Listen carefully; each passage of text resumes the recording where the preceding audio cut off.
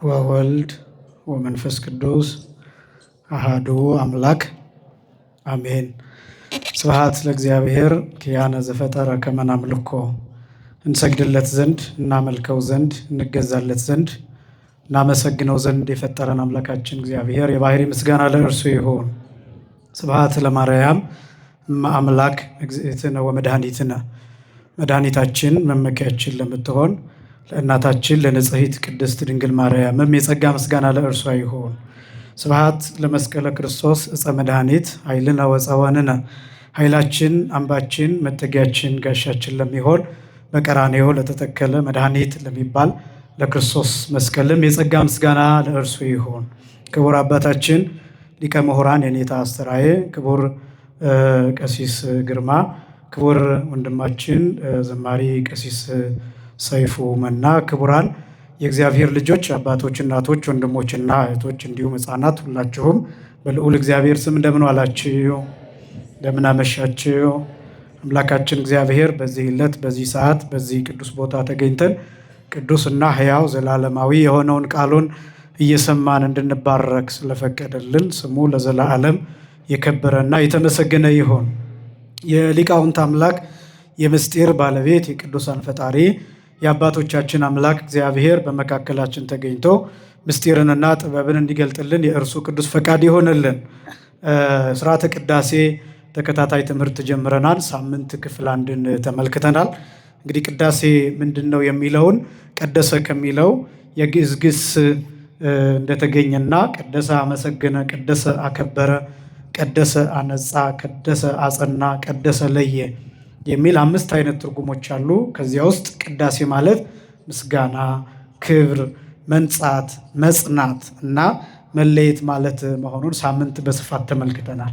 እንግዲህ ከዚያ ቀጥሎ የአገልግሎት መደቦች አጠቃላይ በቤተ ክርስቲያን ውስጥ የህብረት እና የአምልኮ አገልግሎቶች ተብለው የሚጠሩ ያ ማለት ህዝቡና ካህናት አንድ ላይ ሆነው የሚያገለግሏቸው አገልግሎች በቤተ ክርስቲያን ምንድን ናቸው የሚሉ በ4 ከፍለን ተመልክተናል። የአገልግሎት መደቦች የሚባሉት የመጀመሪያው የቅኔ ማህሌት የአገልግሎት መደብ፣ ሁለተኛ የሰዓታት አገልግሎት መደብ፣ ሶስተኛ የኪዳን አገልግሎት መደብ እና አራተኛ የቅዳሴ አገልግሎት መደብ።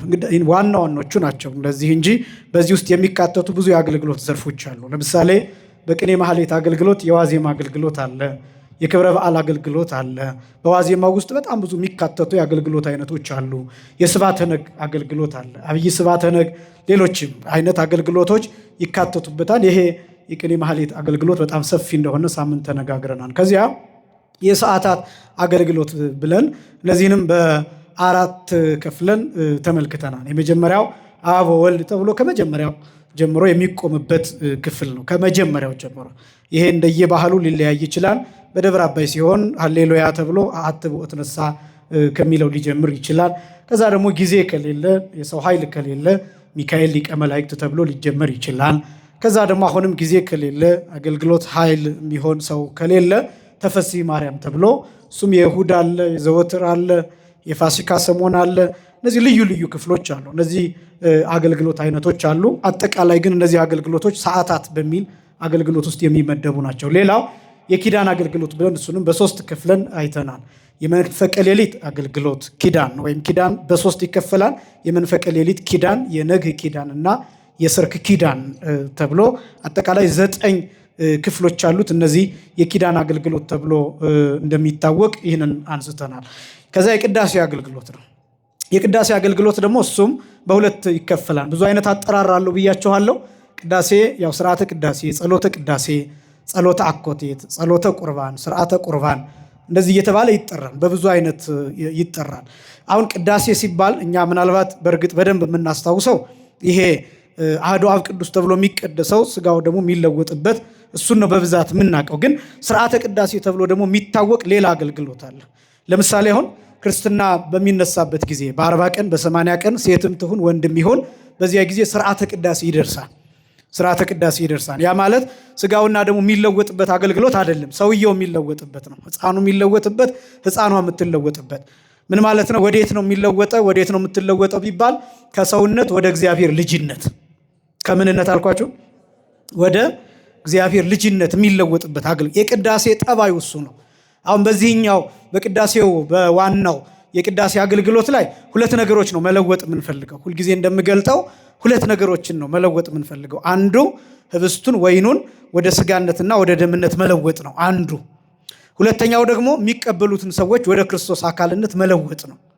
የሚቆርቡትን ሰዎች መለወጥ። አንዱ ቁርባኑን መለወጥ ነው። ሁለተኛው ቆራቢዎቹን መለወጥ ነው። አንደኛው ምኑን መለወጥ አልኳችሁ? ቁርባኑን መለወጥ። ሁለተኛው ቆራቢዎቹን መለወጥ ነው። በቃ ይሄ ነው የቅዳሴው ዓላማ። በአጭር ቃል ተጠቅሎ ሲቀመጥ ይሄ ነው። ቁርባኑን መለወጥ ማለት ህብስቱና ወይኑ ተለውጦ የጌታ ስጋና ደም፣ ነፍስ የተለየው መለኮት የተዋሃደው ስጋና ደም እንዲሆን መለወጥ ነው። ሁለተኛው ደግሞ ያው በኋላ እንመለከተዋለን በስፋት የሚቆርቡት ሰዎች ተለውጠው የክርስቶስ አካል እንዲሆኑ። ያ ማለት ቁመታቸው አይደለም፣ መልካቸው አይደለም የሚለወጠው፣ አለባበሳቸው አይደለም የሚለወጠው፣ ግን ባሉበት ሆነው ልክ ስንቆርብ የክርስቶስ አካል ሆነን እንሰራለንና ይህንን ነው ያው የወልድ ጦሙ በቅጽበት የሚላለ እንዳልኳችሁ በኋላ እናየዋለን። መልክዓ ቁርባን ላይ በቅጽበት ይለውጣቸው ዘንድ የሚላለ መንፈስ ቅዱስ ይወርዳል፣ የሚወርደው ደግሞ እንዲለውጥ ነው የሚላለና ስለዚህ በቅዳሴ ጊዜ ይሄ ቤተ መቅደስ ውስጥ የሚካሄደው በጸሎተ ቅዳሴ፣ ስርዓተ ቁርባን፣ ጸሎተ ቁርባን እየተባለ የሚታወቀው ሁለት ነገሮችን ማከናወን ነው። ስርዓተ ቅዳሴ ግን በተለያዩ መልኮች ይደርሳል። ስርዓተ ቅዳሴ የሚባል ሌላም አገልግሎት አለ እያልኳችሁ ነው። ተንሱ ጸልዩ የክርስትና ብቻ አይደለም። ለምሳሌ ተክሊል ሲደርስ አይታችሁ እንደሆነ የሚጋቡ ጥንዶች ስርዓተ ተክሊል ሲደርስላቸው ስርዓተ ቅዳሴ ይደርሳል። ስርዓተ ቅዳሴ ይደርሳል። አሐዱ አብ ቅዱስ አለው፣ ተንሥኦ አለው። እነዚህ ነገሮች ይደረጋል። አንዱ ስርዓቱ ከሚደርሱ ስርዓቶች አንዱ ስርዓተ ቅዳሴ ስለሆነ ማለት ነው። በዚህ ጊዜ ስርዓተ ቅዳሴ ይደርሳል። እንደምታስታውሱት በሰሙነ ሕማማት በጸሎተ ሐሙስ ሁለት ጊዜ ስርዓተ ቅዳሴ ይደርሳል። ቅዳሜ ይደርሳል። ከዛ ደግሞ እሁድ ወተንሥአ ሲባል ያው እንደ ጊዜው እንደ ቦታውን ባህል ሊለያይ ይችላል። ወተንሥአ የሚባለው ምስባክ የሚሰበከው ስርዓተ ቅዳሴ ደርሶ ነው። ይሄ ማለት ከዋናው ቅዳሴ በፊት የሚደርሱ ስርዓቶች አሉ ማለት ነው።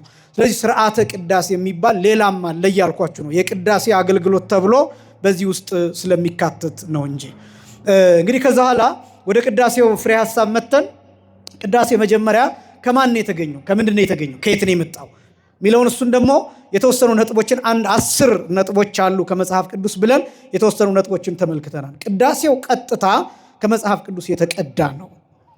ቅዳሴው ቀጥታ ከመጽሐፍ ቅዱስ የተወሰደ ነው። እንዴት ሆኖ የመጣ ነው? ከየት ነው የመጣው ቢባል ኦሪት ዘጸአት ምዕራፍ 19 እና ኦሪት ዘጸአት ምዕራፍ 20 እና ኦሪት ዘጸአት ምዕራፍ 24 እነዚህ ሶስቱ ምዕራፎች የእኛን የቅዳሴ ስርዓት አስቀድመው የሚገልጡ መጽሐፍ ቅዱሳዊ ክፍሎች ናቸው። የቁመቱ ስርዓት፣ የመስዋዕቱ ስርዓት፣ የዝምታው ስርዓት፣ የድንጋጤው ስርዓት፣ የጸሎቱ ስርዓት፣ የትጥቁ ስርዓት፣ በእግዚአብሔር ፊት የመቆም ስርዓት፣ እነዚህ ስርዓቶች አጠቃላይ 10 አሁን የምዘረዝራቸው እነዚህ 10 ነገሮች እኛ ቅዳሴ ውስጥ ዋና ሆነው ያሉ እዚያ የተቀዱ ናቸው ብለን የተወሰኑትን ነጥቦች አንስተናል። እና የተከበራችሁ ክርስቲያኖች፣ ወጣቶች፣ ወንድሞችና እህቶች ይሄን የምፈልገው ስለ ቅዳሴ ስትናገሩ አንደኛ እናንተ ራሳችሁ ከመጽሐፍ ቅዱስ እንደተገኘ እንድታምኑ ነው የመጀመሪያው። እናንተን ማሳመን ነው የመጀመሪያው። ጥርጣሬ ካላችሁ ከየት ነው የመጣው ይሄ ሁሉ የሚል ሐሳብ ካላችሁ እናንተ እንድታምኑ ነው የመጀመሪያው። ሁለተኛው ለሌሎች እንድትናገሩ ማድረግ ነው ዓላማው። ከመጽሐፍ ቅዱስ እንዴት እንደመጣ ይህች ቤተክርስቲያንም እንዴት መጽሐፍ ቅዱሳዊ እንደሆነች እየመሰከራችሁም ጭምር እንድትኖሩ። የመጀመሪያው ርስት ነው። በቅዳሴ ውስጥ ማግኘት የምንፈልገው ነገር ርስት ነው ብያችኋለሁ። ላንብላችሁ ከመጽሐፍ ቅዱስ ክፍል ኦሪት ዘጸአት ምዕራፍ 19 ቁጥር 5 ላይ አሁንም ቃሌን በእውነት ብትሰሙ ኪዳኔንም ብትጠብቁ ምድር ሁሉ የኔ ናትና ከአሕዛብ ሁሉ የተመረጠ ርስት ትሆኑልኛላችሁ። አንደኛ የተመረጠ ምን ትሆኑልኛላችሁ? ርስት። የመጀመሪያ ያነሳነው ነጥብ ይሄ ነው። በቅዳሴ መጨረሻ ላይ ርስት ሆነን ስናበቃ ካህኑ የሚመርቀን እግዚኦ አድን ሕዝበከ ወባርክ ርስተከ ብሎ ነው የሚመርቀን ብለናል። ሕዝብን አድን ርስትህንም ባርክ ብሎ ነው የሚባርከን ብለን አንስተናል። ስለዚህ የመጀመሪያው ርስት መለየት ማለት ነው፣ ከአሕዛብ መለየት። ሁለተኛ ቁጥር 6 ላይ ኦሪት ዘጸአት ምዕራፍ 19 ቁጥር 6 ላይ የምፈጥነው ሳምንት ስላየነው ነው። እናንተም የካህናት መንግስት። የማን መንግስት? የካህናት መንግስት ይልና የተቀደሰም ሕዝብ። ምን ያለም ሕዝብ? የተቀደሰም ሕዝብ ትሆኑልኛላችሁ። ለእስራኤል ልጆች የምትነግራቸው ቃል ይህ ነው ይላል። ስለዚህ የመጀመሪያው ርስት ነው። ሁለተኛው ደግሞ የተቀደሰ ሕዝብ ማግኘት ነው፣ ቅድስና። የመጀመሪያው ርስት፣ ሁለተኛው ቅድስና። እነዚህ ነጥቦች ሳምንት ተመልክተናል። ሶስተኛ ዝግጅት አለው ለቅዳሴ። በተለይ ቀዳሾቹ የሚያስቀድሱ ሰዎች ብቻ ሳይሆኑ የሚያስቀድሱ ሰዎችም ይሄን እንግዲህ ምስጢረ ቁርባን ላይ ከቁርባን በፊት ቤተክርስቲያን ሲገባ ምን ማድረግ እንዳለብን እነሱን በስፋት ተመልክተናል። የእናንተን ዝግጅት የሚመናንን ዝግጅት በተመለከተ ማለት ነው። እና ዝግጅትም እንደሚያስፈልግ ከመጽሐፍ ቅዱስ ነው ያገኘነው።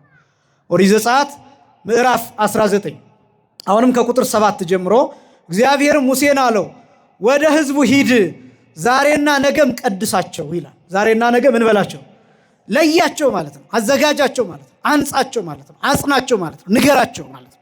አዘጋጃቸው። ቀጥሎ ልብሳቸውን ይጠቡ ይላል። ምናቸውን ይጠቡ? ልብሳቸውን ይጠቡ ይላል። በነገራችን ላይ አዲስ ልብስ ይግዙ አይደለም የሚለው፣ ምናቸውን ይጠቡ ነው የሚለው።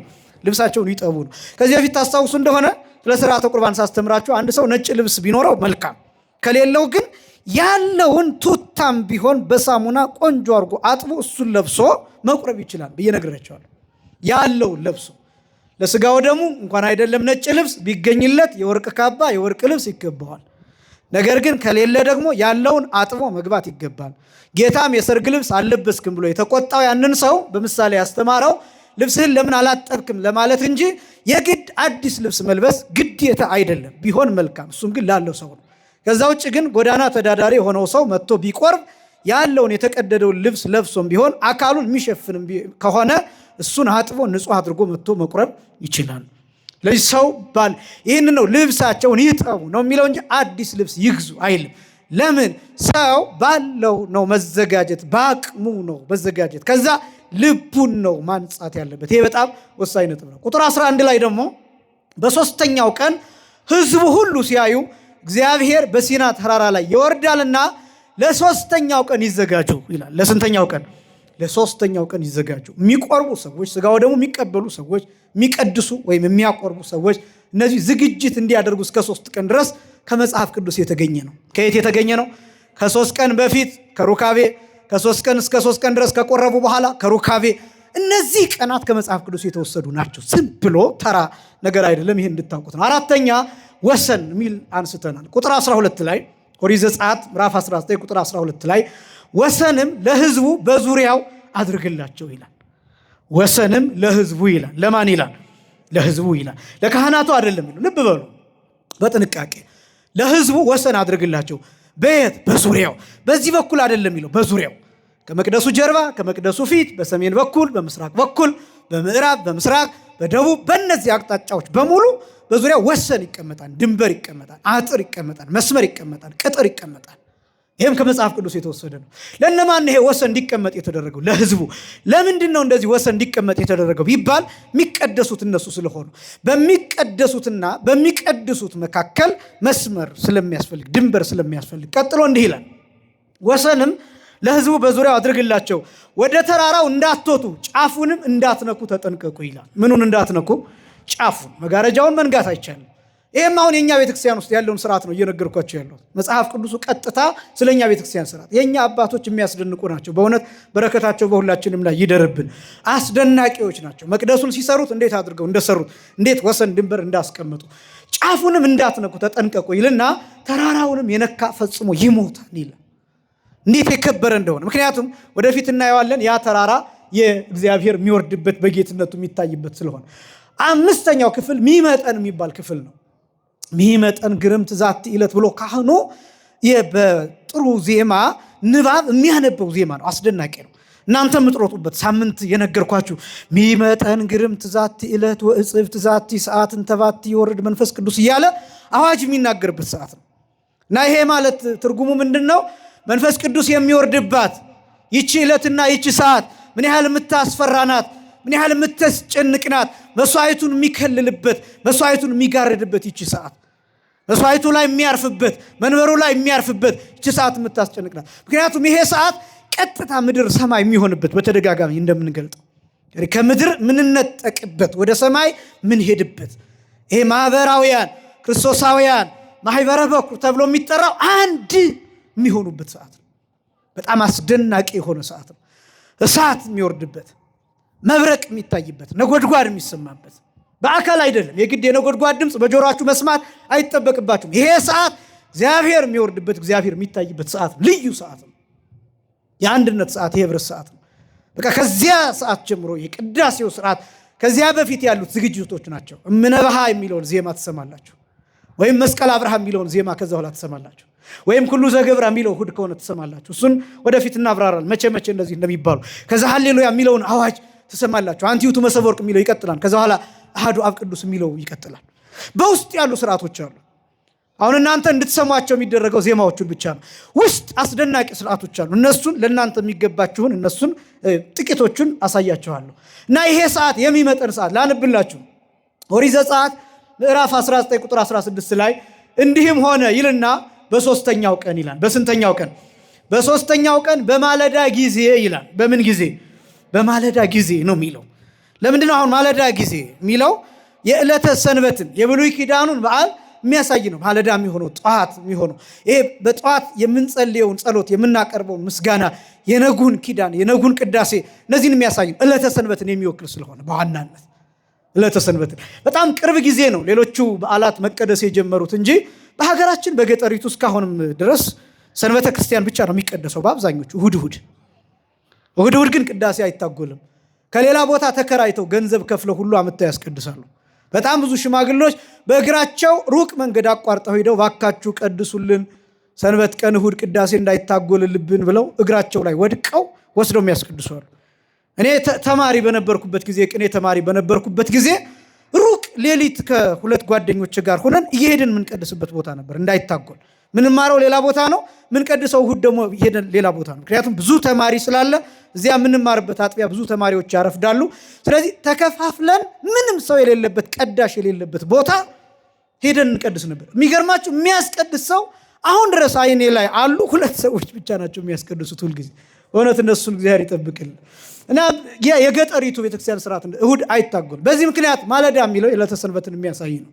በማለዳ ጊዜ ነጎድጓድና መብረቅ ከባድም ደመና እጅግም የበረታ የቀንደ መለከት ድምፅ በተራራው ላይ ሆነ፣ በሰፈሩም የነበሩት ሕዝብ ሁሉ ተንቀጠቀጡ ይላል። በሰፈሩም የነበሩት ሕዝብ ሁሉ ምን አሉ? ተንቀጠቀጡ። ሚመጠን ግርምት ዛቲ ዕለት ወእጽብት ዛቲ ሰዓት እንተባቲ የወርድ መንፈስ ቅዱስ። ይቺ ቀን ምን ያህል የምታስፈራ ናት! ይቺ ሰዓት ምን ያህል የምታስጨንቅ ናት! መንፈስ ቅዱስ የሚወርድባት የሚያንቀጠቅጥ ነው። ግን ይሄኛው ፍርሃትና ያኛው ፍርሃት ይለያያል። የብሉይ ኪዳን ሰዎች የሚፈሩት ይቀሰፋሉ፣ በለምጽ ይመታሉ። ሐዲስ ኪዳን ግን የምንፈራው ስለምናከብርም ጭምር ነው። ስለ መቅሰፍት አይደለም። እግዚአብሔርን ስላየን እንሞታለን ብለን አይደለም የምንፈራው። መሐሪነቱ በሐዲስ ኪዳን አብዝቶ ተገልጧል። ግን የምንፈራው እግዚአብሔርን ስለምናከብረው ነው። አባቶቻችን ሲናገሩ በመፍራት አክብሮት አለ ይላሉ። በመፍራት ምን አለ? አክብሮት አለ። ለምሳሌ እኔ እናንተን ልፈራችሁ እችላለሁ። ምፈራችሁ ግን ስለማከብራችሁ ነው እንጂ ትመቱኛላችሁ ብዬ አይደለም። እናንተ እኔ ልትፈሩኝ ትችላላችሁ። የምትፈሩኝ ግን ስለምታከብሩኝ ነው እንጂ ይመታናን ያስረናል ብላችሁ አይደለም፣ ይቀጣናን ብላችሁ አይደለም። በመፍራት ማክበር አለ፣ በማክበር መፍራት አለ። ስለዚህ ይህንን የሚገልጥ ነው ይቺ ሰዓት ምን ያህል የምታስፈራናት የሚለው። ከዛ አምስተኛው ይሄን የሚያሳይ ነው። ሚመጠን ግርምት የሚለው ቀጥታ ከዚህ ቃል የተወሰደ ነው። የምታስፈራ ሰዓት፣ ያ ሰዓት እግዚአብሔር የሚወርድበት ሰዓት ስለሆነ ወደፊት እንመለከተዋለን። ስድስተኛ ማገናኘት። እስኪ በሉ ማገናኘት በሉ። የቅዳሴ ሰዓት፣ የቅዳሴ ስርዓት፣ የቅዳሴ ጊዜ ዋናው ዓላማ ህዝቡን ከእግዚአብሔር ጋር ማገናኘት ነው። ህዝቡን ከማን ጋር ማገናኘት? ከእግዚአብሔር ጋር ማገናኘት። የቅዳሴ ዓላማ ከድምፃዊው ዲያቆን ጋር ማገናኘት አይደለም፣ ማስተዋወቅ አይደለም። ድምፃዊ ዲያቆን እንድታውቁ፣ ድምፃዊ ቄስ እንድታውቁ አይደለም። የቅዳሴ ዓላማ እሱ አይደለም። የሆነ ሲቀድስ ጎበዝ የሆነ ቄስ ሲቀድስ ጎበዝ የሆነ ዲያቆን እንድታውቁ አይደለም። ደግሞ እናንተ እሱንም ልታውቁትም አትችሉ። ያን የምናውቀው እኛ ነን። ምን አይነት ባለሙያ እንደቀደሰ፣ ምን አይነት ሰው በምልክት እንዳዜመ፣ ምን አይነት ሰው በደንብ ዜማውን በትክክል እንዳለው የምናውቀው እኛ ነን፣ እናንተ አይደላችሁ። የእናንተ ድርሻ ማስቀደስ ነው። በእውነት ሳምንት እንዳልኳችሁ የእናንተ ድርሻ መቀደስና ማስቀደስ ነው። ሕዋሳቶቻችሁን ማስቀደስ ነው። እንደውም አሁን ጥሩ እየሆነ ነው። በፊት ቄስ ገሌ እዚህ ይቀድሳል ተብሎ የሚካሄድ ነበር። ዲያቆን ገሌ፣ ድምፃዊ ገሌ እዚህ ይቀድሳል ተብሎ ሂደው በግሩፕ የሚያስቀድሱ ሰዎች ነበሩ። አሁን ያ ነገር እየቀረ ነው። እግዚአብሔር የተመሰገነ ይሁን። እና ዓላማው የቅዳሴ ዓላማ እንዲገባን ያስፈልጋል። ከቀዳሹ ጋር አይደለም የምትገናኙት፣ ከእግዚአብሔር ጋር ነው የምትገናኙት። ከቄሱ ከዲያቆኑ ጋር አይደለም፣ ከእግዚአብሔር ጋር። ስለዚህ የቅዳሴ ዓላማ ይግባን፣ ማገናኘት። ላነብላችሁ ኦሪት ዘጸአት ምዕራፍ 19 ቁጥር 17 ላይ ማገናኘት፣ ስድስተኛው ነጥብ። ሙሴም ህዝቡን ከእግዚአብሔር ጋር ለማገናኘት ይላል። ከማን ጋር ለማገናኘት? ሙሴ ህዝቡን ከማን ጋር ለማገናኘት? ከእግዚአብሔር ጋር። ህዝቡን ነው የሚለው፣ ልብ በሉ፣ ህዝቡን ነው የሚለው፣ እናንተን ማለት ነው። ሙሴም ህዝቡን ከእግዚአብሔር ጋር ለማገናኘት ከሰፈር አወጣቸው። ከየት አወጣቸው? ከሰፈር አወጣቸው። የቅዳሴ ዓላማ እግዚአብሔር ጋር ለመገናኘት ከሰፈር መውጣት ያስፈልጋል። ከሰፈር መውጣት ሲባል ከቤት መውጣት ብቻ አይደለም። ከሰፈርተኝነት አስተሳሰብ፣ ከብሔርተኝነት አስተሳሰብ፣ ከቋንቋ አስተሳሰብ፣ ከመለያየት አስተሳሰብ፣ ከክፋት አስተሳሰብ፣ ከቂም፣ ከበቀል፣ ከመንደርተኝነት፣ መንደር ለመንደር ከመርመጥመጥ አስተሳሰብ ከዚህ መውጣት ይፈልጋል። ቅዳሴ ከፍታ ነው። ቅዳሴ ቅጥነተ ህሊና ያለበት ነው። የህሊና ርቀት ያለበት ነው። የአእምሮ ምጥቀት ያለበት ነው። ከመላእክት ጋር የምናወራበት፣ ከቅዱሳን ጋር የምናወራበት፣ ሳምንት እንደገለጥኩት ከሙሽራችን ከክርስቶስ ጋር በፍቅር ጋር የምንነጋገርበት ነው። ቅዳሴ መቀለጃ አይደለም። ቅዳሴ መሳቂያ አይደለም። ቅዳሴ ዋዛ ፈዛዛ ማውሪያ አይደለም። ቅዳሴ ፖለቲካ አይደለም። ቅዳሴ ሌላ ምድራዊ ሐሳብ ያለው አይደለም። ቅዳሴ መለየት ነው። ከፍታ ነው። እንደ ንስር የምትበሩበት ነው። በደመና የምትጓዙበት ነው። ወደ ሰማይ የምትሄዱበት ነው። ወደሚደነቅ ብርሃን የምንጠራበት ነው። ቅዳሴ የፍቅር ፏፏቴ የሚጎርፍበት የሚፈስበት ሰዓት ነው። የተለየ ነው። የቤተ ክርስቲያኒቷ ብያችኋለሁ ሳምንት የልብ ክፍል ነው። ቅዳሴ የቤተ ክርስቲያኒቷ የልብ ክፍል ነው። የመተንፈሻ አካሏ ነው። ሳምባዋ ነው። አንጎሏ ነው። አእምሮዋ ነው። ጭንቅላቷ ነው። ልቧ ነው። ስለዚህ በጣም የተለየ ስፍራ ነው። ከእግዚአብሔር ጋር ለማገናኘት ከሰፈር አወጣቸው። ከሰፈር እንወጣለን። ከዓለሙ ብቻ ሳይሆን ስልካችን መዘጋት አለበት። ሐሳባችን መዘጋት አለበት። ቅዳሴ ከገባን በኋላ ቤቱ ምኑ ይህኖ ይሆን? ተቃጥሎ ይሆን? ተሰርቆ ይሆን? ሌባ ገብቶ ይሆን? አይመለከታችሁም። የእናንተ ንብረት ራሱ አይመለከታችሁም። በዚያ ሰዓት አካላችሁ የእግዚአብሔር ነው። በዚያ ሰዓት አይምሯችሁ የእግዚአብሔር ነው። ሁለመናችሁ መዘጋት አለበት። ለእግዚአብሔር ብቻ መከፈት አለበት። ሰውነታችሁን መካድ፣ ማንነታችሁን መካድ አለባችሁ። በዛ ሰዓት መስቀል ላይ የሚኮንበት ሰዓት ነው። መስቀል ላይ የሚኮንበት ሰዓት። ክርስቶስ መስቀል ላይ 3 ሰዓት ቆይቷል። ስንት ሰዓት ቆይቷል? 3 ሰዓት። መስቀል ላይ ምን እያደረገ ነበር የቆየው? መከራ እየተቀበለ ችንካሩ እያጣበቀው ደሙ እየፈሰሰ የተገረፈው ግርፋት ጥዝጣዜው እየጠዘጠዘው 3 ሰዓት። ስንት ሰዓት አልኳቸው? እየደቀቀ 3 ሰዓት። የሸዋ አክሊሉ ራሱን ጭንቅላቱን እየፈጠፈጠው 3 ሰዓት ቆይቷል። በመከራ ውስጥ ቆይቷል። እሱ የሚታሰብበት ነው። የቅዳሴ ሰዓት እንዳውም ከመጀመሪያው እስከ መጨረሻው ሰዓት ድረስ ያለው በአማካይ ይህን ሰዓት የሚያሳይ ነው። ቅዳሴ በአማካይ 3 ሰዓት ይፈጃል። በአማካይ ሊረዝም ይችላል። አንዳንድ ጊዜ ቆራቢው ከበዛ አንዳንድ ቦታዎች 2 ሰዓት ጭምር ቆራቢ የሚበዛበት ጊዜ ነው። እሱን ካካተተ 4 ሰዓትም ጭምር ሊሆን ይችላል። የቅዳሴ ሰዓት በአማካይ 3 ሰዓት ይፈጃል። ይሄ 3 ሰዓት ከየት የተወሰደ ነው ቢባል ክርስቶስ መስቀል ላይ እየደቀቀ የቆየበት። ክርስቶስ መስቀል ላይ ሲቆይ ከመከራው ጽናት የተነሳ አላቋረጥም። እናቱ ጠርታዋለች ግን አላቋረጥም። እናቱ በእንባ ጠርታዋለች ግን አላቋረጥም። እናቱ መስቀል ስር አልቅሳለች ግን አላቋረጥም። ዮሐንስ ወንጌላዊ መስቀል ስር አልቆሷን ግን አላቋረጥም። ሴቶች እያለቀሱ እየተከተሉት ነበር ግን መከራውን አላቋረጥም ክርስቶስ። አይሁዳውያን ራሳቸው እንድናምንብህ እግዚአብሔር ልጅ ከሆንክ ከመስቀል ውረድና እንይ ብለውታል ግን አላቋረጥም። አይቋረጥም። ቅዳሴ አይቋረጥም። የዓለም ነገር አይሰማበትም። ይሄ ነው ከእግዚአብሔር ጋር ፍጹም መገናኘት የሚባለው። ይሄ ነው 6ኛው ማገናኘት ነው። ሙዚየም ህዝቡን ከእግዚአብሔር ጋር ለማገናኘት ከሰፈር አወጣቸው ይልና ከተራራውም ግርጌ ቆሙ ይላል። ከተራራው ግርጌ ከመቅደሱ ጫፍ፣ መቅደሱ ሳይደርሱ ማለት ነው። እናንተ የምትቆሙበት፣ ምክንያቱም ህዝቡን ነው የሚለው። ልብ በሉ። 7ኛ የእግዚአብሔር መውረድ። የማን መውረድ? 7ኛው የቅዳሴ ዓላማ ማን እንዲወርድ ነው? እግዚአብሔር እንዲወርድ። አሁን እግዚአብሔር እንዲወርድ ሲባል ከሰማይ ወደዚህ ተወርሮ ልክ እንደ ሚሳኤል እንደ ሮኬት ምናምን እንደ ቦምብ እዚህ ዱብ እንዲል ማለት አይደለም። በረድኤት እንዲገለጥ ማለት ነው። የእግዚአብሔር አካል የሌለበት የለም። እግዚአብሔር የማይደርስበት የለም። እግዚአብሔር የማይታይበት የለም። ግን ምንድነው የእግዚአብሔር መውረድ ሲባል? እግዚአብሔር በረድኤት እንዲገለጥ። ቅዳሴ እግዚአብሔር በመዓት ሳይሆን በምህረት የሚገለጥበት ነው። በምን የሚገለጥበት አልኳችሁ? በምህረት። ልክ እግዚአብሔርን ስናይ እንድናለን። የእግዚአብሔርን ፊት ስናይ ሰውነታችን ትድናለች። ሰውነታችን ይጠገናል። ቁስላችን ይጠገናል። እንፈወሳለን። ጥያቄያችን ይመለሳል። ለምን? የእግዚአብሔር ምህረት። እንኳን እግዚአብሔር ይቅርና ባለጸጎች በምህረት አይን ሲያዩን እኮ አንዳንድ ጥቅም እናገኛለን። ባለጸጋ የሚባሉ ሰዎች ድሆችን ሲጎበኟቸው እኮ ለድሆች ገንዘብ ይሰጧቸዋል፣ ቤት ይሰሩላቸዋል፣ መኪና ይገዙላቸዋል። መሪዎች ገዢ የሚገዟቸውን ሰዎች በምህረት አይን ሲመለከቷቸው ጥሩ ነገር ያደርጉላቸዋል፣ ግብር ይቀንሱላቸዋል። የእግዚአብሔር ምህረት ደግሞ እንዴት ያለ ታላቅ ነው! ስለዚህ እግዚአብሔርን የምናይበት ነው እግዚአብሔር መውረድ። ላንብላችሁ ቁጥር 20 ኦሪት ዘጸአት ምዕራፍ 19 ቁጥር 20 እግዚአብሔርም በሲና ተራራ ላይ ወደ ተራራው ራስ ወረደ። ወደ ተራራው ራስ ምን አለ? ወረደ። አስቡስ እስኪያው እግዚአብሔር በሲና ተራራ ራስ ላይ ሲወርድ ተወስኖ ነው። በተራራ ላይ ላንብላችሁ። እግዚአብሔርም ሙሴን ወደ ተራራው ራስ ጠራው፣ ሙሴም ወጣ። እግዚአብሔርም ሙሴን እንዲህ አለው፣ ውረድ፣ እግዚአብሔርን ለማየት ዳርቻውን እንዳያልፉ ከእነርሱም ብዙ እንዳይጠፉ ለሕዝቡ አስጠንቅቃቸው። ወደ እግዚአብሔርም የሚቀርቡ ካህናት ደግሞ እግዚአብሔር እንዳያጠፋቸው ራሳቸውን ይቀድሱ አለው። የመጀመሪያው ሕዝቡ ዳርቻቸውን እንዳያልፉ ነው። ለምንድነው እግዚአብሔር ዳርቻቸውን እንዳያልፉ ያን የከለከለው ቢባል ያን ጊዜ የነበረው ሕዝብ ሁሉ በጥንተ አብሶ የተወረሰ ነው። በምን የተወረሰ ነው አልኳችሁ? በጥንተ አብሶ የተወረሰ ነው። አዲስ ኪዳን ላይ ጥንተ አብሶ የለም።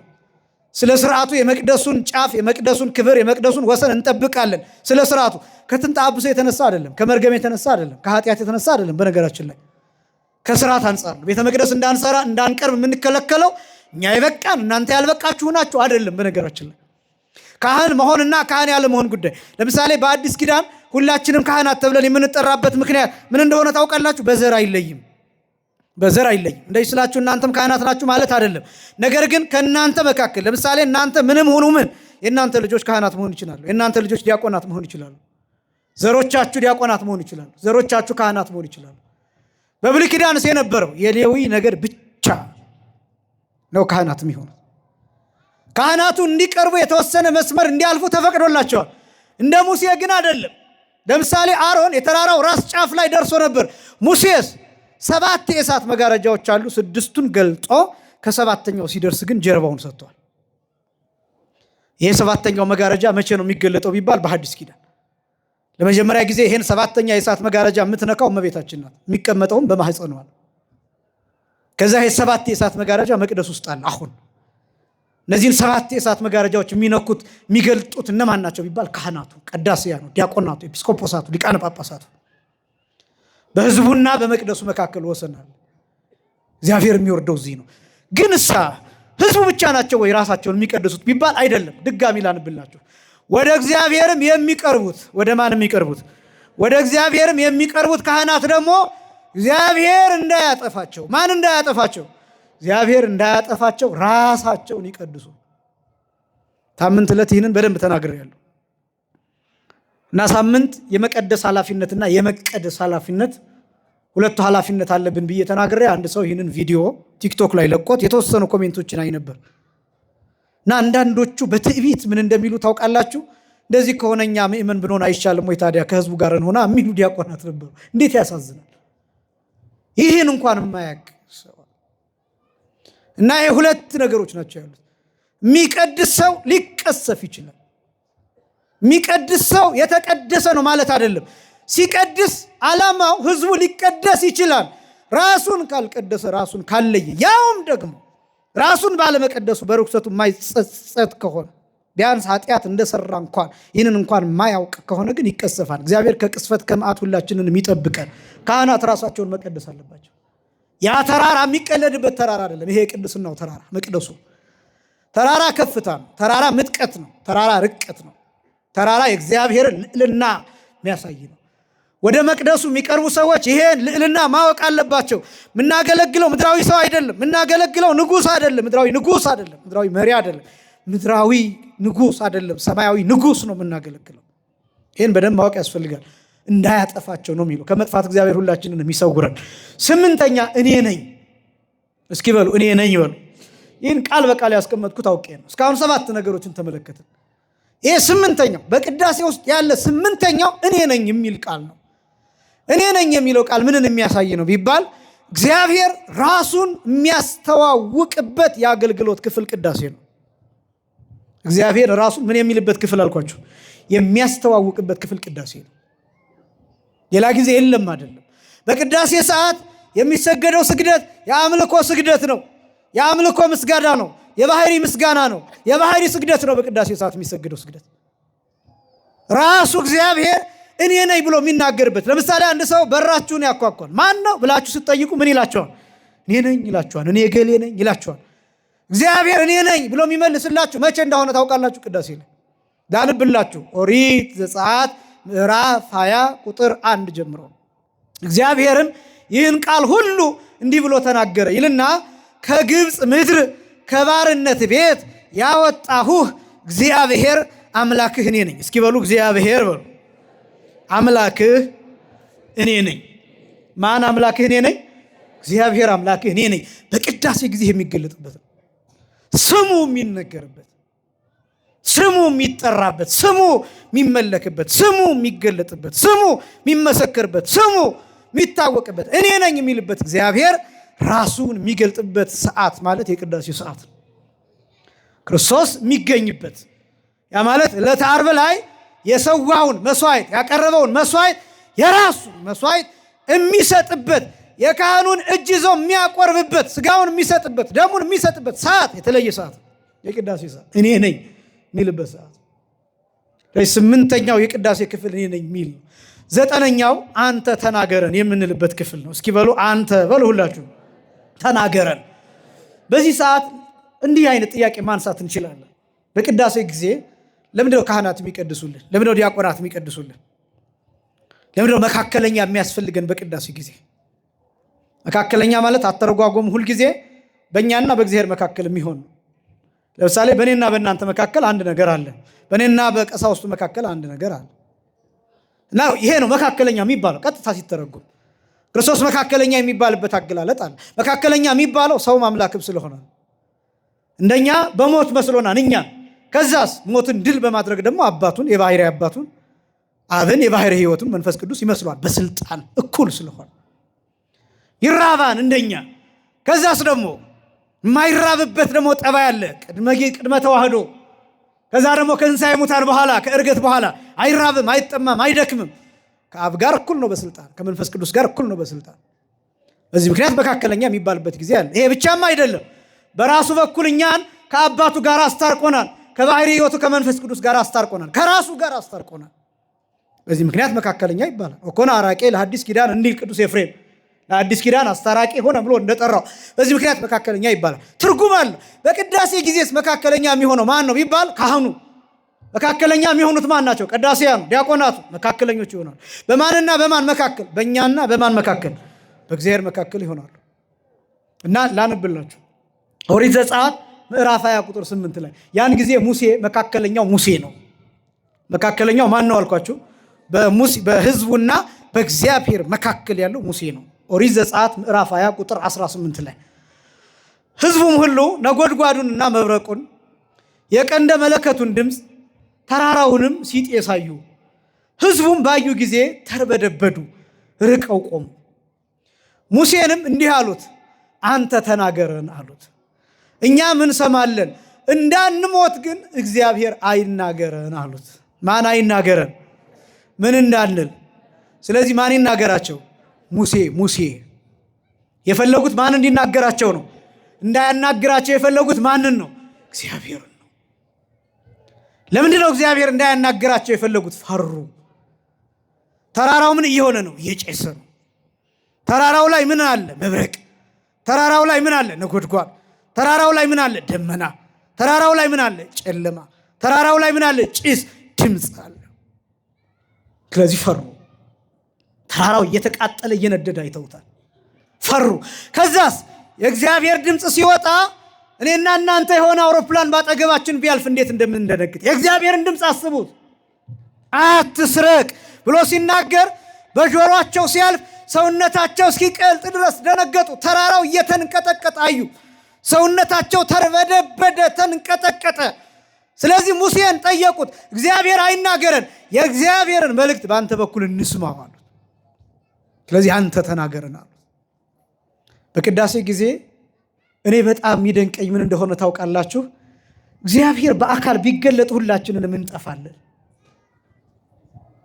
ለምን እንደሆነ ታውቃላችሁ? አንችልም። ለምሳሌ እነዚህን ላይቶች አሳድገን በጣም በብዙ ዋት ጨምረን ፊታችሁ ላይ ብናበራው መቋቋም አትችሉ። እኔ አሁን ወደ እናንተ ሳይ የተወሰነ እየተጨነኩ ነው የማያችሁ፣ ምክንያቱም ላይቱ ፊት ለፊት ያለ። እስኪ እግዚአብሔርን ብርሃን አስቡት። እስኪ የባህሪውን ብርሃን አስቡት። በጣም ብዙ ፓውዛዎችን እዚህ ሰብስበን ወደ እናንተ አዙረን ብናበራቸው አይናችሁ እንዴት እንደሚጨነቅ ተመልከቱት። መላእክት ራሳቸው በሙሉነት አይገለጡም። በነገራችን ላይ መላእክትን በልካቸው አይቷቸው የሚያውቅ የለም። ከማዕረጋቸው ከደረሱ ከእመቤታችን ከቅዱስ ዮሐንስ መጥምቅ ከቅዱስ ዮሐንስ ወንጌላዊ በስተቀር ከነ አቡነ ተክለ ሃይማኖት በስተቀር ከጥቂቶቹ ከበቁት ቅዱሳን በስተቀር እመቤታችን ከነሱ በላይ ስለሆነች ከፍጡራን በላይ ስለሆነች ከነሱ በስተቀር መላእክትን ራሱ በሙሉነት ያያቸው። መላእክት እንዴት እንደሚታዩ ታውቃላችሁ? ለአንዳንዶቹ ርግብ ሆነው ይታያሉ፣ መስለው ይታያሉ። ለአንዳንዶቹ ንስር መስለው ይታያሉ። ለአንዳንዶቹ ወታደር መስለው ይታያሉ። ለአንዳንዶቹ ሌላ ሰው መስለው ይታያሉ። ለአንዳንዶቹ ዝም ብሎ ብርሃን ብቻ ዝም ብሎ ብልጭልና ብርሃኑን ታዩታላችሁ፣ እነሱን ግን አታዩ። ከዚያስ የተላኩትን መልእክት አድርሰው ይሄዳሉ። አንዳንዶቹ እንደ በድን ይደነግጣሉ። ለምሳሌ ዘካርያስ ደንግጧል። ዳንኤል እንደ በድን ሆኗል። ሕዝቅኤል እንደዛ። ብዙዎቹ ይደነግጣሉ። መላእክት እግዚአብሔርን ደግሞ አስቡት እና እኔ እግዚአብሔር ቸርነቱ የሚገርመኝ እሱ በአካል ቢገለጥልን እንደምንሞት ስለሚያውቅ ከኛ መካከል ደካሞቹን መረጠ። ምክንያቱም እኛ ደካማ ነን። ካህን ደካማ ነው፣ ምክንያቱም ሰው ነው። ይህን የምነግራችሁ ካህናትን ለመዝለፍ አይደለም፣ የካህናትን ክብር ዝቅ ለማድረግ አይደለም፣ እንድታውቁትና እንድትረዱት ነው። ምክንያቱም አንዳንድ ካህንን በሆነ ጥንካሬ ትለኩና የሆነ ጊዜ ደክሞ ስታገኙት ትሰናከላላችሁ፣ ከቤተክርስቲያን ትወጣላችሁ። እኔን እንደ ጠንካራ ትስሉኝና የሆነ ጊዜ ድክመቴን ስታዩ ትሸሹኛላችሁ። ስለዚህ እኛን እንደ ደካሞች ማየታችሁን በደንብ ሊሰመርበት የሚገባ ደካሞች ነው። ካህን ደካማ ነው። ጳጳስ ሰው ነው፣ ስጋ የለበሰ ነው። ይስታል፣ ይሳሳታል፣ ይወድቃል፣ ይነሳል። አምላክ አይደለም ጳጳስ፣ ፓትርያርክ አምላክ አይደለም። የሚቀድሱት ሰዎች መላእክት አይደሉም፣ ሰዎች ናቸው። ድካም የሌለበት ክርስቶስ ብቻ ነው። በእውነት ክብርና ምስጋና ለስም አጠራር ይሁን። አመስግኑት። ድካም የሌለበት በሁሉ የተፈተነ በድካማችን ያለፈ ድካማችንን የሚያውቀው ግን ያልደከመ ማለት ያልወደቀ፣ በኃጢአት ያልወደቀ የኃጢአታችንን ስሜት የሚያውቀው በመራባችን ያለፈ፣ በመጠማታችን ያለፈ፣ በረሃባችን ያለፈ፣ በእነዚህ አልፎ ግን ያልወደቀ፣ በረሃብ ምክንያት ያልተሳሳተ፣ በመጠማት ምክንያት ያልተሳሳተ፣ ድንጋዩን ዳቦ አድርግና እንብላ ሲለው ሰይጣን ያን ያልፈጸመ ያላደረገ። ስለዚህ እግዚአብሔር ምን አደረገ? ከኛ መካከል ሰዎች መረጠ። ለምሳሌ አሁን የሆነ ነገር ለማስተባበር ብንፈልግ አሁን ለዚህ ጉባኤ ምንድን ነው የምናደርገው? ከእናንተ መካከል ኮሚቴ ነው አይደል የምንመርጠው? እግዚአብሔር ምን አደረገ? የካህናትን መንግስት መረጠ፣ ኮሚቴ መረጠ። እነዚህ ኮሚቴዎች ምን ያደርጋሉ? ያስተባብራሉ። የሚቀመጠውን በዚህ፣ የሚመጣውን በዚህ፣ የሚወጣውን በዚህ፣ እንደዚህ የሚፈልገው እንደዚህ ያደርጋሉ፣ ያስተባብራሉ። ኮሚቴ እንደዛ ነው። በሀገር ደረጃም በምንም ደረጃ ካህናት ምንድን ናቸው? የካህናት መንግስት ናቸው። ከዛስ እግዚአብሔር ያዘዛቸውን ያደርጋሉ። በእግዚአብሔር በኩል እኛን ይባርካል። በጣም አስደናቂ ነው። ስለዚህ አንተ ተናገረን የምንለው ካህኑ ሰላም ለኩልክሙ ይለናል። ይሄን ቃል እኮ መጀመሪያ የሰማነው ከጌታ ነው። ከማን ነው የሰማነው አልኳችሁ? ግን ጌታ በካህኑ ውክልና ዛሬም ሰላም ለሁላችሁ ይሁን ይለናል። ያኔ በተዘጋ ደጅ ገብቶ ለሐዋርያት ሰላም ለሁላችሁ ይሁን ያላቸውን ቃል ዛሬ ቄሱ ዕለት ዕለት ይነግረናል። ዕለት ዕለት ያን ቃል እንሰማዋለን። እግዚኦ ተሳሃለነ ሰላም ምስለ መንፈስከ እያልን እንመልሳለን። የእሱን ውክልና በካህኑ በኩል እንሰማለን። አንተ ተናገረን ማለት ይሄ ነው ካህኑ። ለዚህ ነው ለምሳሌ ምስለ መንፈስከ ማለት እንደምን ይደረግልን ማለት ነው? እንደ ቃል ይደረግልን ማለት ነው። ምስለ መንፈስከ ማለት ከመንፈስህ ጋራ ማለት ነው። ከመንፈስህ ጋራ ማለት በአንተ ያደረ መንፈስ ቅዱስ በእኛም ይደርብን ማለት ነው። አንድም አንተን መንፈስ ቅዱስን እንዲህ እንዳናገረ መንፈስ ቅዱስ እኛንም እንድንናገር ያድርገን ማለት ነው። አንድም እንደ ቃል ይደረግልን ማለት ብነ አሐዱ መንፈስ ዘሃይማኖት እንዲል የሃይማኖት አንድ ቃል አለን እንዳለ አንተ የተናገርከውን ቃል እኛም ደግመን ለመናገር ያብቃን ማለት ነው። እነዚህ ትርጉሞች አሉ። ምስለ መንፈስከ የምንለው ለዛ ነው። ለምን? ካህኑ ውክልናውን ወስዷል። ስለዚህ ካህኑ እጆቹን አስተላልፎ መጨረሻ ላይ እግዚአብሔር ያሉ ምስለ ኩልክሙ እግዚአብሔር ከሁላችሁ ጋር ይሁን ስል እኛ አሜን እንላለን። ለምን? ካህኑ የክርስቶስን ውክልና ወስዷል። አንተ ተናገረን እንላለን። አያችሁ ምእመናን፣ አሁን በዚህ በኩል መናገር የፈለኩት ቅዳሴ ላይ ስትመጡ ዲያቆኑን ያ ድምፃዊው ዲያቆን ይቀድስልን አይደለም የምትሉት፣ አንተ ተናገረን ትሉታላችሁ። ለምን? እግዚአብሔር በሱ በኩል ስለሚናገር። ማንም ይቀድስ ስጋውና ደሙ ይለወጣል። ለምን? የእግዚአብሔር ቃል ስለሆነ ያቺ ቃል እየለወጠች ስለምትኖር። ስለዚህ አንተ ተናገረን፣ እኛ ምን ሰማለን? ላንብላችሁ ድጋሚ ወደሚቀጥለው ክፍል ልለፍ። ሕዝቡም ሁሉ ነጎድጓዱንና መብረቁን የቀንደ መለከቱን ድምፅ ተራራውንም ሲጤስ አዩ። ህዝቡን ባዩ ጊዜ ተርበደበዱ፣ ርቀው ቆሙ። ሙሴንም አንተ ተናገረን፣ እኛ ምን እንሰማለን? እኛ ምን እንላለን? ማንም ይቀድስ፣ እኛ ምን እንላለን? የፈለገው ዲያቆን ይቀድስ፣ እኛ ምን እንላለን? የፈለገ ካህን ይቀድስ፣ እኛ ምን እንላለን? ጳጳስም ቢቀድስ፣ እኛ ምን እንላለን? እንሰማለን። እናንተ የምትነቅፉበት ትናንት ሰክሮ ያያችሁት ቄስ ዛሬ ሲቀድስ ብታዩት እኛ ምን እናደርጋለን? እንሰማለን፣ አንነቅፍም። ካህኑን በግል ኃጢአቱ እግዚአብሔር ይጠይቀው፣ ዲያቆኑን በግል ኃጢአቱ እግዚአብሔር ይጠይቀው። ስለዚህ እኛ እንሰማለን። ይሄ ነው የኛ ኃላፊነት። እንዳንሞት ግን እግዚአብሔር አይናገረን።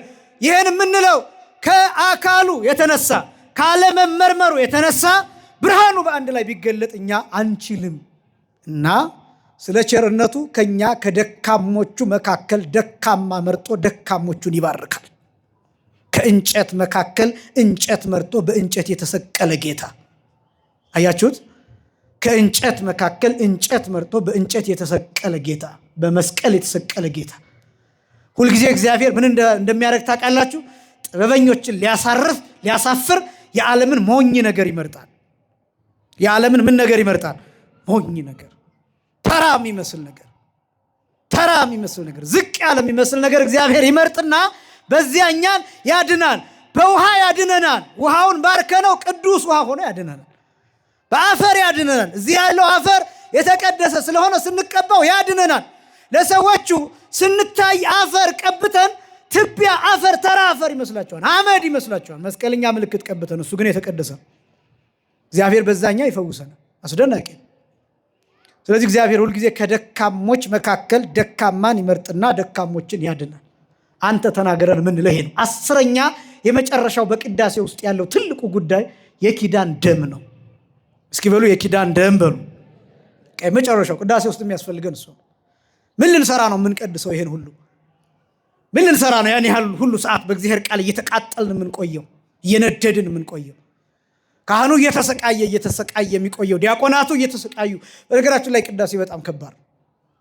እነዚህ ነገሮች የግል ጠባያት አስቀድሜው ለካህናትም ለሌላው ተግሳጽ የሰጠውበት እንዳለ ሆኖ ግን ቅዳሴ በጣም ከባድ ነው። ቅዳሴ የሚባለው አገልግሎት ከተፈጸመ በኋላ ምግብ መብላት አትችሉም። በነገራችን ላይ እኔ እንዴት እንደሆነ አላውቅም። ይሄ ሁልጊዜ ለእኔ ለራሴ የሚረቅብኝ ነው። በቃ ሰውነታችን ይቆራረጣል፣ በጣም ይደክመናል። ቀኑን ሙሉ ነው የሚደክመው። በጣም መጽሐፍ ማንበብ አይቻልም። በጣም ይሄ ጥሩ ውይይት ማድረግ እንኳን ቃለ ምልልስ ማድረግ እንኳን በጣም ከባድ ነው። ከቅዳሴ በኋላ ያለው ይሄ ምግብ የሚባል ነገር አይወሰዳችሁም። በቃ ዝግት ያለ ነገር ነው የሚሆነው። በጣም ከባድ ነው የቅዳሴ አገልግሎት እና ለምን እንደሆነ ታውቃላችሁ? 3 ሰዓት በአማካይ ጊዜ ይወስዳል ብያችኋለሁ። ከባድ የሆነ ትኩረት ይፈልጋል፣ ኮንሰንትሬሽን ይፈልጋል። ለምሳሌ ካህኑ የሚያከናውናቸው ነገሮች አሉ። እያዜመ የሚያዜመውን ያስባል። እንደገና ደግሞ ስርዓት አለ፣ የሚያከናውናቸው ስርዓቶች አሉ፣ የሚባረካቸው ቡራኪያት አሉ፣ የሚያመለክታቸው ምልክቶች አሉ፣ የሚያደርጋቸው ጥንቃቄዎች አሉ። ከዛ ቀጥሎ ምን እንደሚል ምን እንደሚወጣ እነዚህን ያስባል። ቅዳሴያቱ ይለያያሉ። 14 ቅዳሴያት አሉ። አንዳንዱ ረጅም ነው፣ ንባቡ በጣም ከባድ ነው። እንደገና ደግሞ ዜማውን ማሰብ አለ በመሃል። ከዛ እንደገና ደግሞ ወጥቶ መባረክ አለበት። እነዚህ ሁሉ ስርዓቶች፣ ልብሱ ሊረዝመው ይችላል። በጣም ብዙ ሙቀት አለ። ልብሱ ራሱ ሙቀት ይፈጥራል፣ እሳት ይፈጥራል። አንዳንዶቹ ላባቸው እየወረደ ይቀድሳሉ። ከፍተኛ መስዋዕትነት ይፈልጋል ቅዳሴ። ይሄንም እንድትረዱት ያስፈልጋል። ዲያቆናትም እንዲሁ። ይሄ ብቻም አይደለም፣ ገና ለመቀደስ ሲታሰብ የሚደረጉ ጥንቃቄዎች አሉ። ከምግብ መከልከል፣ መጾም፣ ራስን መጠበቅ፣ ንጹህ መሆን፣ ሌሊት ህልም እንዳይታይ መጠንቀቅ። አንዳንድ ጊዜ በቂ እንቅልፍ አለመተኛት፣ ጠግቦ አለመብላት፣ ከሰዓት በፊት ራሱ ጠግቦ አለመብላት። ለምን? ሰው ጠግቦ ከበላ ሌሊት በህልም ሊፈተን ስለሚችል ዝኔት እንዳያገኘው እንዳይፈተን ምግቡን ይለያል። ሙቀት የሚፈጥር ወይም ካርቦሃይድሬት ያለውን ምግብ እንዳይመገብ ይሆናል። በጣም ብዙ ጥንቃቄዎች አሉት ቅዳሴ። ይህንም እንድታውቁት ያስፈልጋል። በዚሁ እግረ መንገድ ለቀዳሾችም ጭምር ቦታ እንድትሰጡ ማለት ነው። የኪዳን ደም ለማግኘት ነው። የቃል ኪዳን ደም ላንብላችሁ። ኦሪት ዘጸአት ምዕራፍ 24 ከቁጥር 4 ጀምሮ ሙሉውን ላንብብ። ሙሴም የእግዚአብሔርን ቃሎች ጻፈ። የማንን ቃሎች ጻፈ? በቃ ቅዳሴ ማለት የማን ቃል ማለት ነው? የእግዚአብሔር ቃል ማለት ነው። የእግዚአብሔርን ቃሎች ጻፈ። ማለዳም ተነሳ። መቼም ተነሳ? ማለዳ ተነሳ። ካህኑ ከኛ ቀድሞ ነው የሚነሳው። የሚቀድሰው ካህን እኔና እናንተ ልክ ምነበሃ ሲባል የቃጭል ድምፅ ወይ የደወል ድምፅ ሰምቶ አይደለም የሚመጣው። ካህኑ ሌሊት ነው የሚመጣው። ሌሊት ገብቶ የጸሎተ ዕጣን ጸሎት ይጸልያል። ጸሎተ ዕጣን የሚባል ራሱን የቻለ መጽሐፍ አለ። ስለ ዕጣኑ የሚጸለይ ጸሎት ብዙ ዳዊቶች የተውጣጡበት ከቅዱሳት መጽሐፍት የሚጸለይ ጸሎት አለ። ገብቶ ይሄ ኪዳን ከመደረሱ ምናምን በፊት ያሉት በሙሉ ከፍተኛ የሆኑ ዝግጅቶች አሉ። እናንተ ማታውቋቸው ዝግጅቶች ማለት ነው።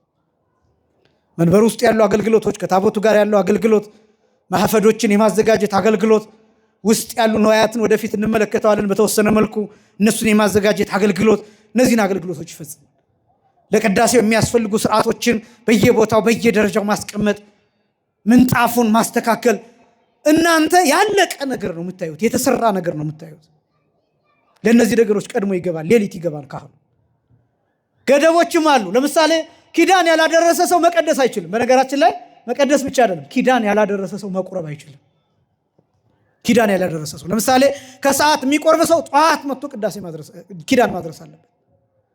ኪዳን ማድረስ ከቅዳሴው ክፍል አንዱ ነው። ቀድሞ ስለሚደረስ እንጂ የቅዳሴው ክፍል ነው። የሚቀድስም ዲያቆን የሚቀድስ ካህን አስቀድሞ ከሰዓት ከሆነ ቅዳሴው ጠዋት ላይ ኪዳን አድርሶ መሆን መቀደስ ያለበት። ኪዳን ያላደረሰ ሰው አይቀድስም። እንደው ዝም ብሎ ቅዳሴው ሰዓት ላይ ብቻ ጎብለል እያለ መምጣት አይችልም፣ መገኘት አለበት። እነዚህ ስርዓቶች አሉ። ማለዳ ተነሳ የሚለው ቃል ይህን የሚያሳይ ነው። ምክንያቱም ሙሴ የካህኑን ውክልና የካህኑን ምሳሌ የያዘ ስለሆነ ከተራራውን በታች መሰዊያን ይላል። ከተራራውን በታች መሰዊያን 12 ሐውልቶች ይላል። ስንት ሐውልቶች?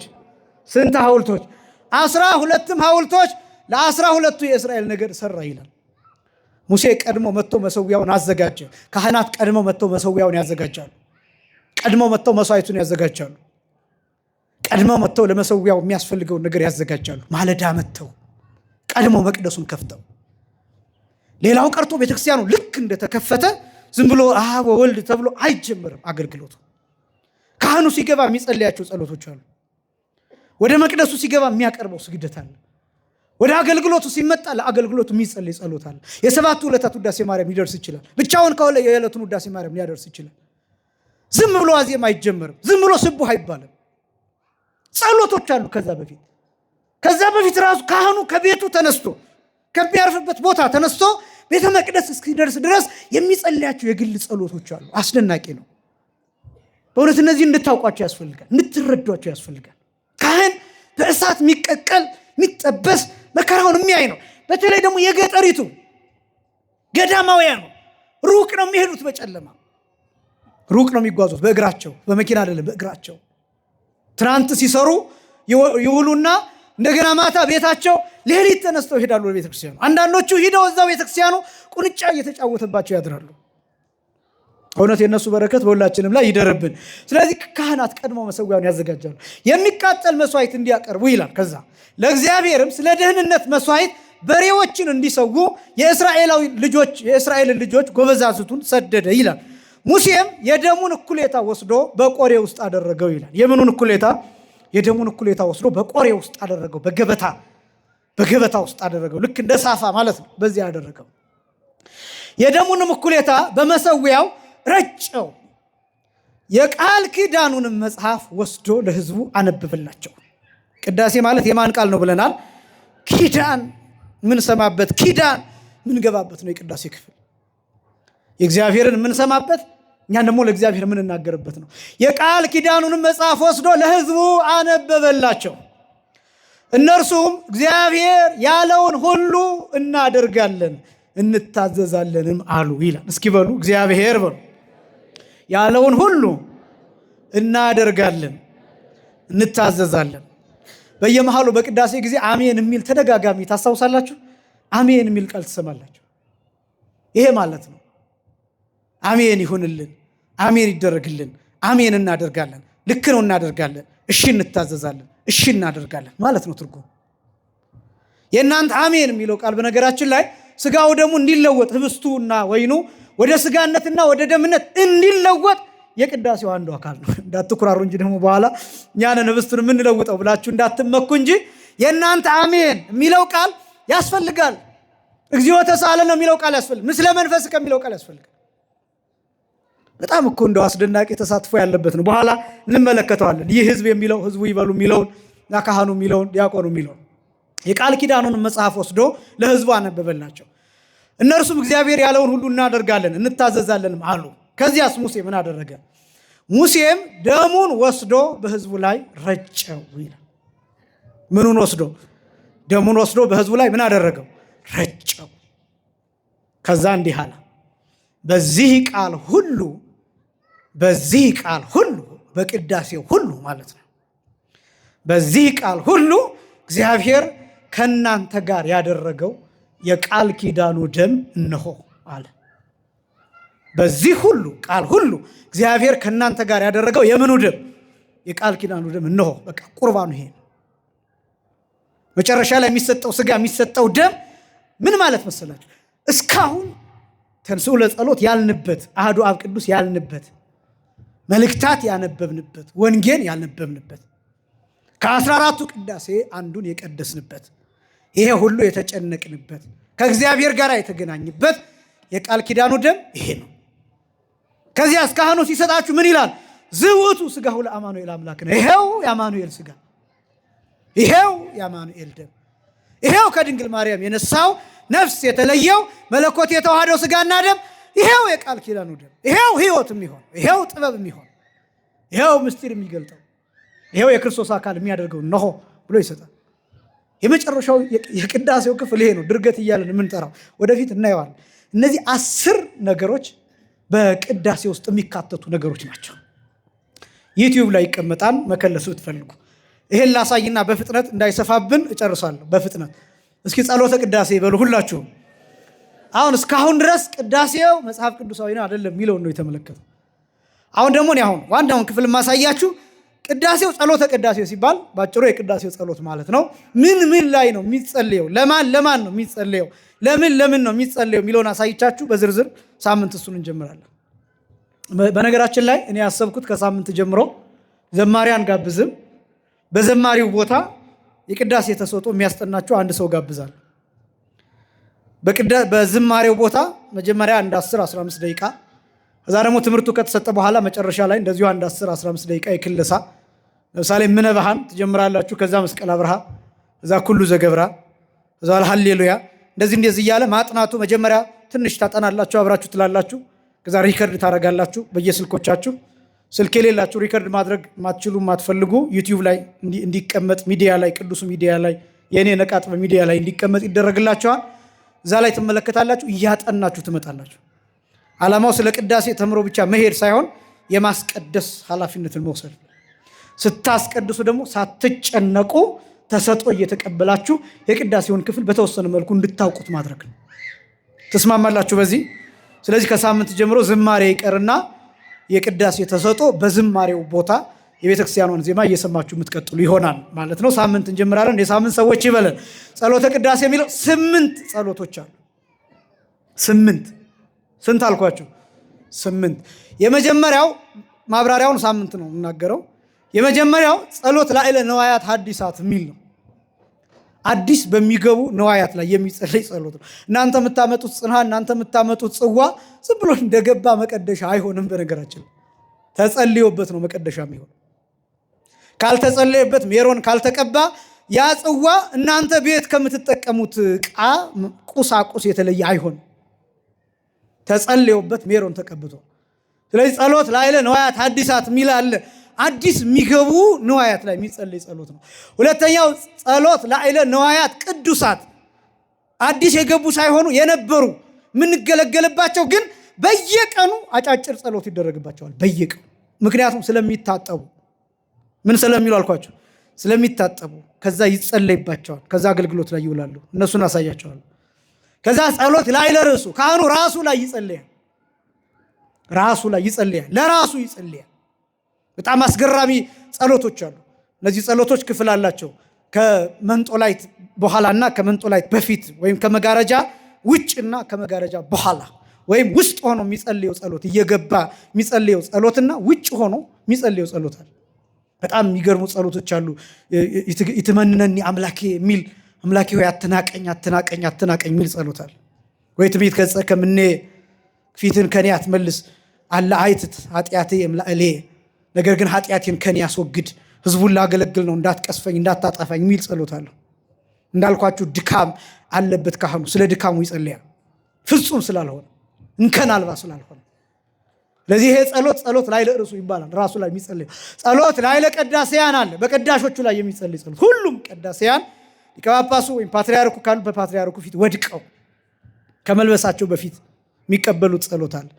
ኤጲስቆጶስ ካለ ኤጲስቆጶሱ፣ ገዳም ከሆነ ከአበምኔቱ ፊት ወድቀው ዘግ ብለው እንደ ሻሽ ተነጥፈው እንደ ቅጠል ረግፈው ልክ መላእክት በመስቀሉ እግር ስር እንደተደፉት ልክ እንደዚያ ተደፍተው ከመልበሳቸው በፊት ጸሎት ይቀበላሉ። ከዛ ልብሱን ያስባርካሉ። የሚለብሱትን ልብስ ያስባርካሉ። ከዛ በኋላ ይለብሳሉ። ከዛ በኋላ ነው የሚሰየሙ። ከለበሱ በኋላ ማውለቅ አይችሉም። ለቀዳሲያን የሚደረግ ጸሎት አለ። አምስተኛ ጸሎት ላይ ለመስዋዕት አለ። መስዋዕቱ ላይ የሚጸለይ ጸሎት ይሄ በኋላ አሳያችኋለሁ ክፍሉን። ጸሎት ላይ ለምእመናን አለ። ለእናንተ የሚጸለይ ጸሎት አለ። ለሚያስቀድሰው ሕዝብ የሚጸለይ ጸሎት፣ ለማያስቀድሰው የሚጸለይ ጸሎት፣ ቤታቸው ሆነው ታመው መምጣት ለማይችሉ የሚጸለይ ጸሎት፣ ለምእመናን ብቻ ለኦርቶዶክሳውያን ብቻ የሚጸለይ ጸሎት አለ።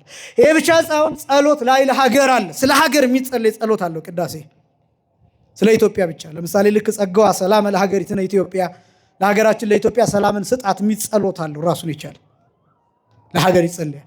ለሀገር ብቻ አይደለም ጸሎት ላይ ለዓለም አለ። ለዓለም የሚያስፈልገውን ያማረውን የሚሻለውን አድርግለት ተብሎ የሚጸለይበት የቅዳሴ ክፍል አለ። እስኪ ጸሎተ ቅዳሴ በሉ። ጸሎተ ቅዳሴ ማለት እነዚህ 8 ነገሮችን የያዘ የቅዳሴ ጸሎት በጣም አስደናቂ ነው። ከዛ በኋላ እነዚህ ራሱ ላይ የሚጸለያቸው ጸሎቶች መዝሙሮቹ እነዚህን እናይና ምነብሃ ወደሚለው ክፍል የምንመለከት ይሆናል። እና በተቻለ መጠን እንግዲህ ከሳምንት ጀምሮ ባትቀሩ ሌሎችንም ይዛችሁ ብትመጡ እኔ ዋናው ዓላማዬ ምስጢረ ቁርባን ላይ በተወሰነ መልኩ ጥሩ ውጤታማ የሆኑ ነገሮች አሉ። እግዚአብሔር የተመሰገነ ይሁን።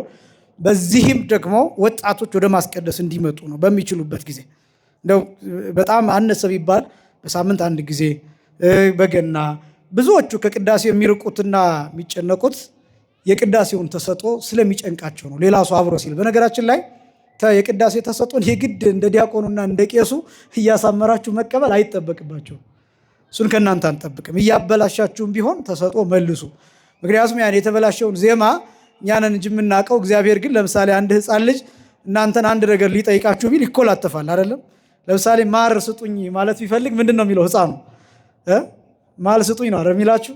እናንተ ግን ያው ማር ትሰጡታላችሁ እንጂ ማል የሚባል ሌላ ነገር የለም። ልክ እንደዛ ማለት ነው። እና የሕፃኑን መንተባተብ እንደምትረዱት ሁሉ እግዚአብሔርም የእኛን መንተባተብ ይረዳልና እንዳትጨነቁ። ይህ እግዚኦ ተሳሃለነ ስትሉ ልክ ዲያቆኑ እንደሚያሳምረው ልክ እንደዛ እናሳምራለን። ምስለ መንፈስከ ሲባል ልክ እንደዛ በቆንጆ ቅላጼ በጥሩ ዜማ በጥሩ ድምፅ ምናምን ብላችሁ እንዳትጨነቁ። ማወቅ የሚጠበቅባችሁ ቃሉን ነው። እግዚኦ ተሳሃለነ የሚለው ዜማውን ካልቻላችሁት በንባብ ልትሉት ትችላላችሁ። ሰምታችሁኛል? እግዚኦ ተሳሃለነ ማለት ካልቻላችሁ እግዚኦ ተሳሃለነ ማለት ትችላላችሁ። እውነቴን ነው የምላችሁ። ይሄ ቁም ነገሩ አሁን እንደዚህ የምላችሁ ዜማ እንዳትማሩ ዲስከሬጅ እያረኳችሁ አይደለም፣ እንድታውቁት ነው። ምክንያቱም አንዳንድ ሰው በተፈጥሮ ድምፁ ለንግግር ራሱ የማይመች አይነት ንግግር የሚገለበጥበት አይነት ሰው አለ። ይሄ እንግዲህ በተፈጥሮ ምንም ይሄ ቮካል ኮርዳችን በተፈጥሮ የሆነ ነው እና ስለዚህ የግድ እንደው በኃይል ቃለ እግዚአብሔር በኃይል እንደሚባለው በኃይል ማለት አይጠበቅባቸውም እና ማለት መቻል ምስለ መንፈስከ የሚለውን ማወቅ መቻል፣ ምን እየተባለ ነው አሁን የሚለውን ማወቅ መቻል፣ ያ ነው ትልቁ ነገር እንጂ የግድ እንደው ዜማ እያሳመራችሁ ተሰጥቶ እንድትቀበሉ እንደዛ አይደለም የምንጠብቀውና ስለዚህ ሳትሳቀቁ ቢያንስ በቅዳሴ መሃል የሚባለው ምን እንደሆነ እያወቃችሁ እንድታስቀድሱ ሲባል ከሳምንት ጀምሮ የቅዳሴ ተሰጥቶ ዜማ መጀመሪያና መጨረሻ ላይ በጥሩ ባለሙያ አንድ ያናገርኩት አለ። ጥሩ ባለሙያ ወጣት ልጅ እሱን ይዤ እመጣለሁ። ትሰሙታላችሁ። ከተስማማችሁ ይቀጥላል፣ ካልተስማማችሁም ይቀየራል። እነ ቀሲስ ሰይፉ ባለሙያ ናቸው፣ የቅዳሴ ባለሙያ ናቸው። እነሱንም እንጋብዛለን። ሌሎችም በጣም የቤተክርስቲያን እንቁ የሆኑ ልጆች አሉ። አሁን ትምህርቱንም ዜማውንም ላለማለት እንጂ እንደዛ ማድረግም ይቻላል፣ ግን ላለመደረብም ጭምር እንደገና ከትምህርት ወደ ዜማ ከዜማ ወደ ትምህርት ሲኬድ ፎርሙን ያበላሸዋል፣ የትምህርቱን ፍሰት ይረብሸዋል እና ያ እንዳይሆን ባለ ዜማ እናመጣለን። የሚያስተምረው ደግሞ መምህር ነቃ ጥበብ ይሆናል ማለት ነው። የሳምንት ሰዎች ይበለን። ያስተማረን የአባቶቻችን አምላክ እግዚአብሔር ይክበር ይመስገን። ወስብሐት ለእግዚአብሔር።